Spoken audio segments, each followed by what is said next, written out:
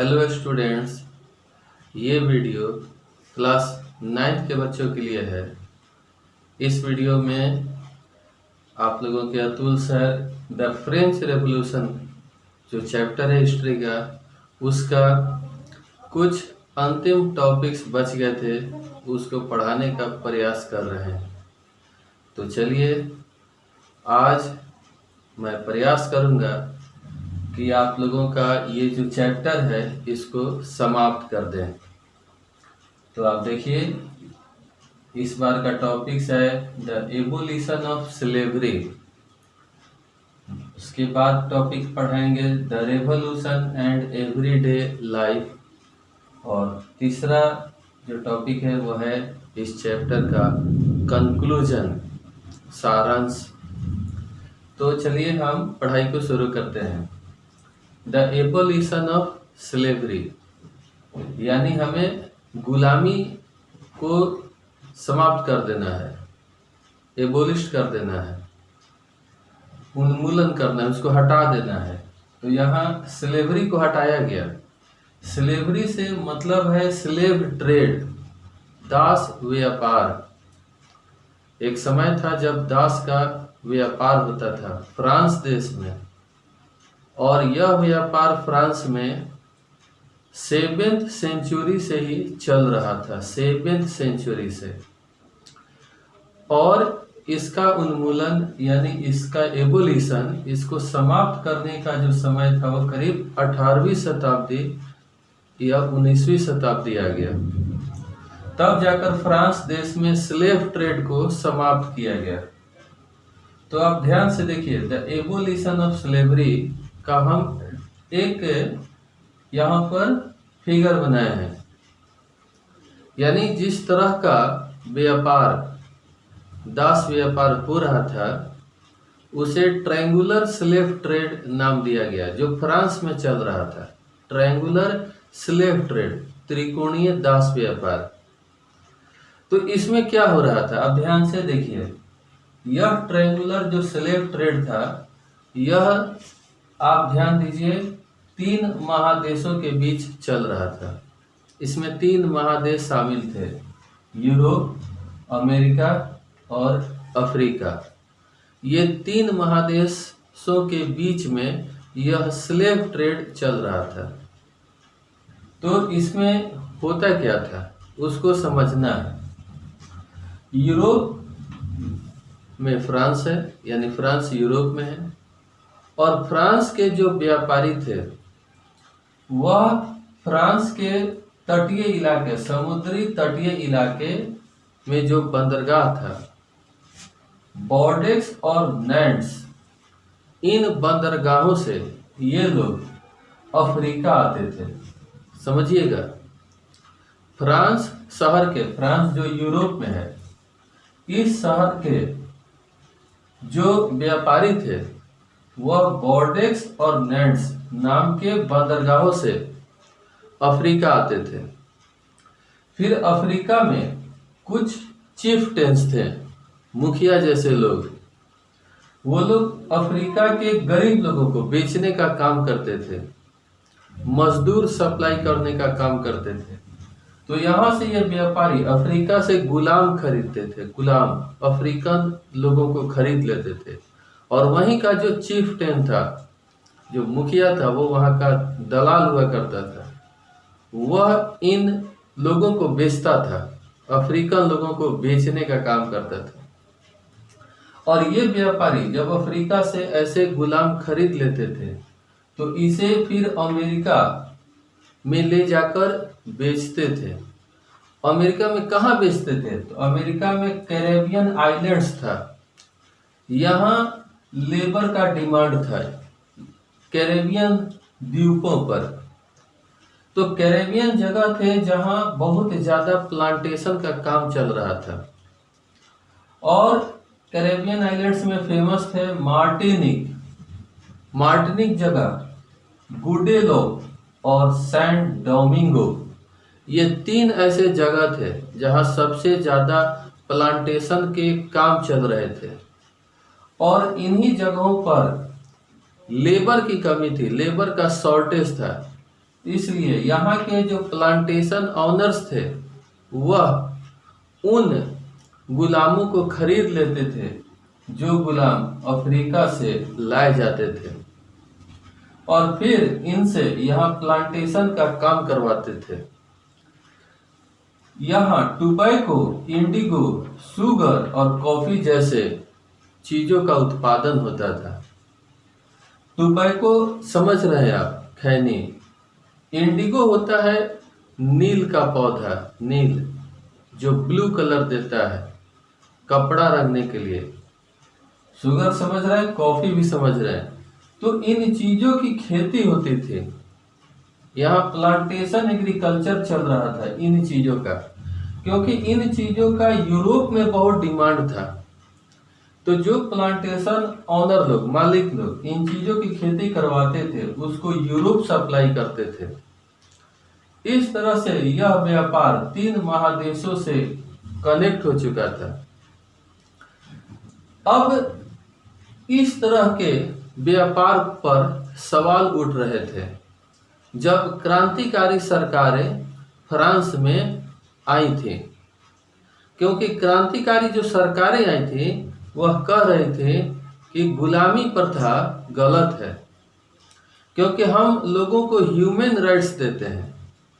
हर मनुष्य को जीने का अधिकार है, स्वतंत्रता का अधिकार है।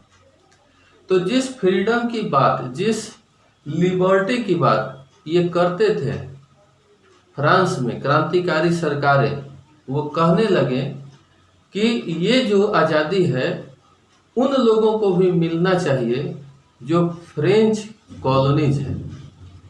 यानी जहां फ्रांस कॉलोनीज बनाया है तो अपने कॉलोनीज के लोगों को भी वो लिबर्टी देगा, फ्रीडम देगा, कुछ राइट्स देगा। तो गुलामी प्रथा गलत है, इस पर चर्चा हो रही थी। तो सबसे पहले चर्चा नेशनल असेंबली के लोगों ने किया। नेशनल असेंबली के लोग स्लेव ट्रेड पर लंबी बहस करते थे, लेकिन वे लोग कभी भी स्लेव ट्रेड के खिलाफ कोई कानून पास नहीं कर सके, ये नेशनल असेंबली के लोग। क्योंकि नेशनल असेंबली में जो भी मेंबर थे वह कहीं ना कहीं वेल्दी ग्रुप से, धनी ग्रुप से बिलोंग करते थे और बहुत ऐसे बिजनेसमैन थे जो व्यापारी थे। तो नेशनल असेंबली के लोगों को डर लग रहा था कि हम लोग अगर गुलामी प्रथा पर कानून बना देंगे, इसे समाप्त करने को लेकर अगर कानून बना देंगे तो जो बिजनेस ग्रुप है वह हम लोगों का विरोधी हो जाएंगे। तो नेशनल असेंबली हमेशा इन मुद्दों पर लंबी बहस करता था, लेकिन नेशनल असेंबली के लोग कभी भी दास प्रथा को समाप्त करने के लिए कानून नहीं बनाए थे। तो सबसे पहले दास प्रथा को, स्लेव ट्रेड को समाप्त करने का जो कानून है वह जैकोबिन की सरकार ने बनाया। क्योंकि ये गरीब लोग थे, जो गुलाम होते थे वो गरीब थे। जैकोबिन क्लब हम आपको बता ही दिए हैं, उसमें भी गरीब लोग थे। तो जब मैक्सिमिलियन रॉबेस्पियर की सरकार आई, जैकोबिन की जब सरकार आई, तो जैकोबिन के लोगों ने, यानी मैक्सिमिलियन रॉबेस्पियर का ये सबसे बड़ा सोशल रिफॉर्म था, समाज में सुधार लाने का ये सबसे बड़ा काम था कि उसने एबोलिशन किया स्लेवरी का। स्लेवरी जो गुलामी प्रथा था, दास प्रथा था, उसका उन्मूलन, उसको समाप्त किया, उसको हटाया, दास प्रथा को बंद कर दिया। और ये काम 1794 में किया गया। एबोलिशन ऑफ स्लेवरी, गुलामी प्रथा को समाप्त कर दिया गया। लेकिन आप जानते हैं कि मैक्सिमिलियन रॉबेस्पियर बस 1 साल शासन किया था और 1 साल के अंदर जैकोबिन की सरकार गिर गई थी। उसके 10 सालों के बाद वहां नेपोलियन आया, नेपोलियन बोनापार्ट। और नेपोलियन जैसा कि अपने आप को तानाशाह समझता था और तनख्वाह था भी मिलिट्री का, और वो अपने आप को वहाँ सम्राट घोषित किया था। तो वहाँ राजतंत्र लाया। तो नेपोलियन दास प्रथा को पुनः चालू कर दिया करीब 10 सालों के बाद। लेकिन किसी तरह 1848 में जाकर अंततः दास प्रथा हमेशा के लिए समाप्त कर दिया गया। गुलामी प्रथा को हमेशा के लिए समाप्त कर दिया गया 1848 में। इसीलिए हम 2 डेट दिखाए हैं, एक 1794 जब जैकोबिन के लोगों ने इस प्रथा को समाप्त किया था, और 1848 जिस समय यह समाप्त कर दिया गया हमेशा के लिए फ्रांस देश में। तो ये कहानी है स्लेव ट्रेड का फ्रांस में, तो आप याद रखिएगा। अब हम आगे आते हैं, दूसरा topic, the revolution and everyday life, यानी क्रांति और प्रतिदिन का जीवन किस तरह का था फ्रांस के लोगों का। तो जैसा कि आप समझ रहे हैं, फ्रांस के लोगों में क्रांति की जो ज्वाला है वह भड़क रही थी।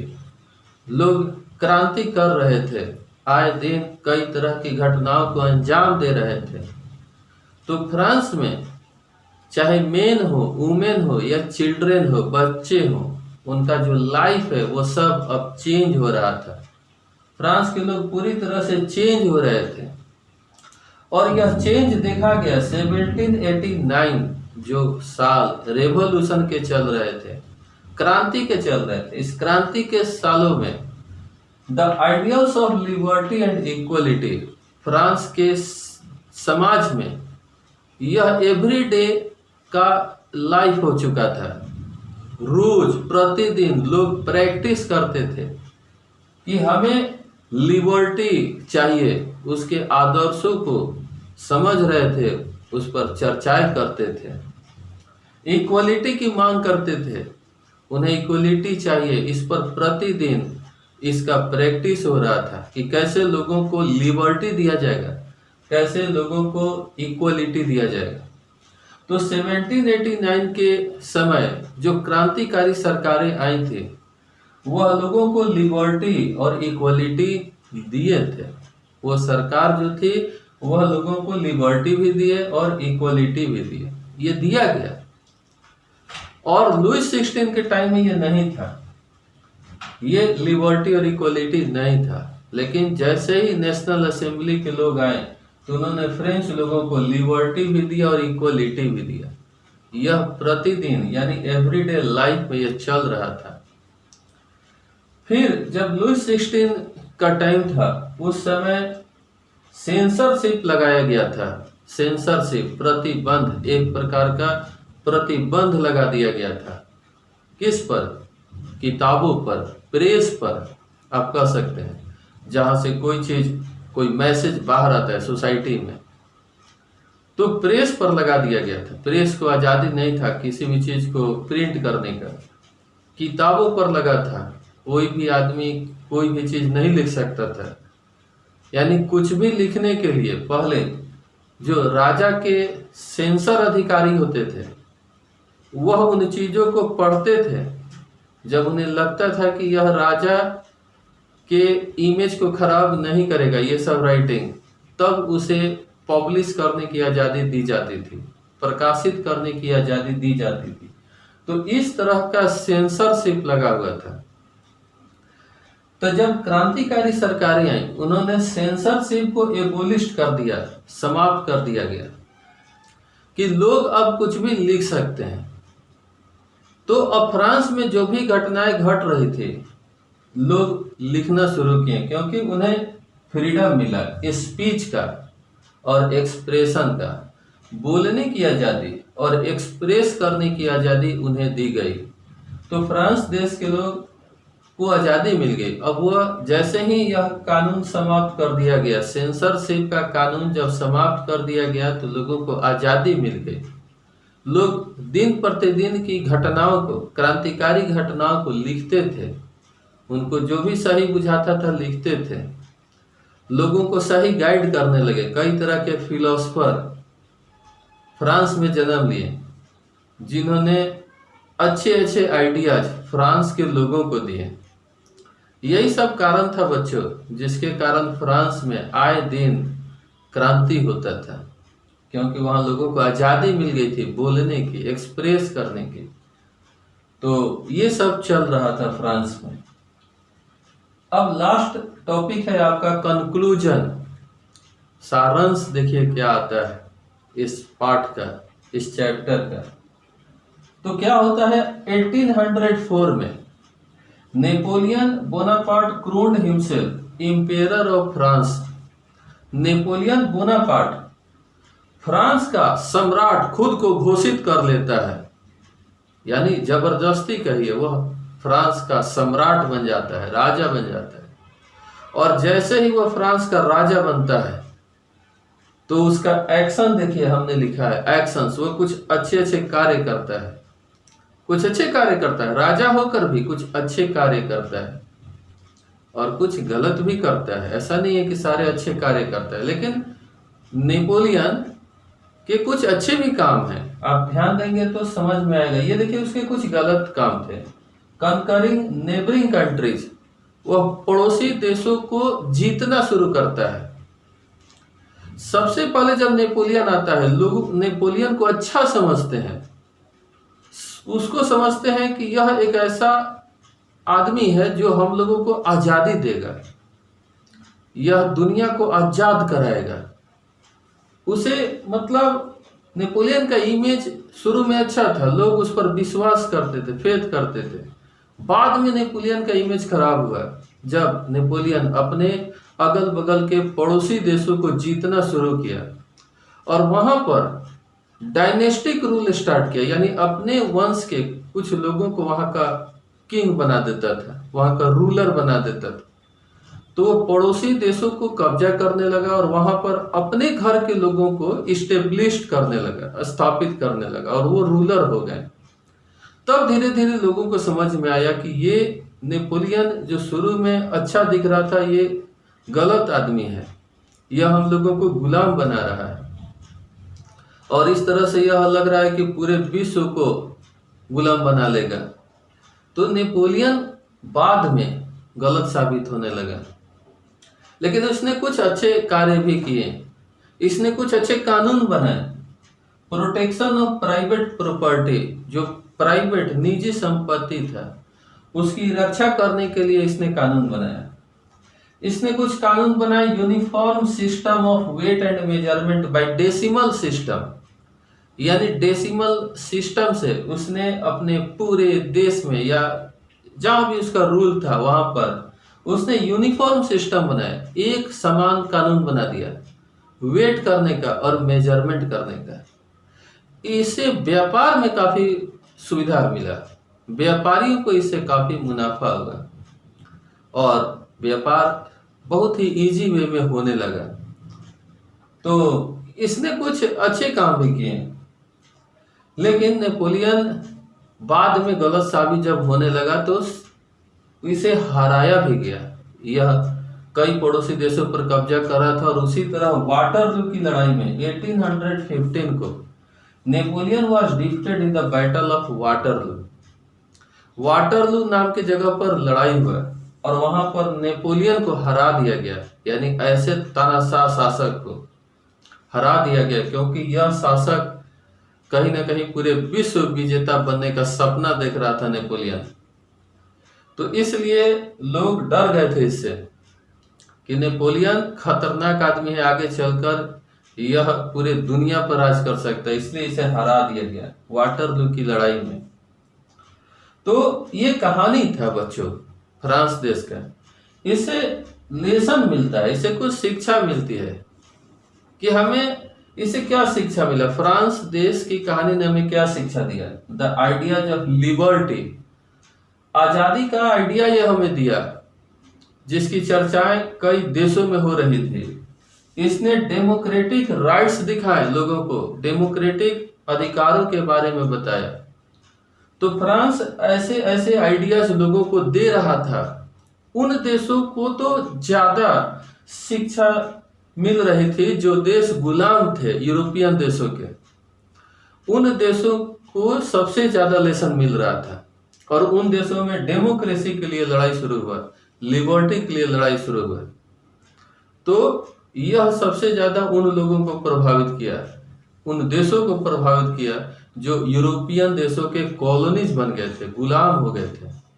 जैसे भारत में कई लोगों को फ्रेंच रेवोल्यूशन ने प्रभावित किया, उसने हमारे देश के लोगों को इंस्पिरेशन दिया, मोटिवेट किया कि हमें भी लड़ना होगा लिबर्टी के लिए, अपने डेमोक्रेटिक राइट्स के लिए हमें भी लड़ना होगा। तो फ्रेंच रेवोल्यूशन कहीं ना कहीं बहुत अच्छा मैसेज दिया दुनिया के तमाम देशों को। तो इस तरह से इस चैप्टर बच्चों समाप्त होता है। तो अंतिम ये सारे टॉपिक्स आप लोगों के अतुल सर किस तरह का पढ़ाए हैं, आप रिप्लाई जरूर कीजिएगा। तो ठीक है बच्चों, बहुत मेहनत के बाद आपके अतुल सर ये सारा टॉपिक्स पढ़ाने में समर्थ हुए। इसमें आपका भी बहुत बड़ा योगदान है, आप लोगों का। आप लोगों के लाइक और व्यूज से ही अतुल सर उत्साहित रहते हैं और ये सारा टॉपिक पढ़ाते हैं।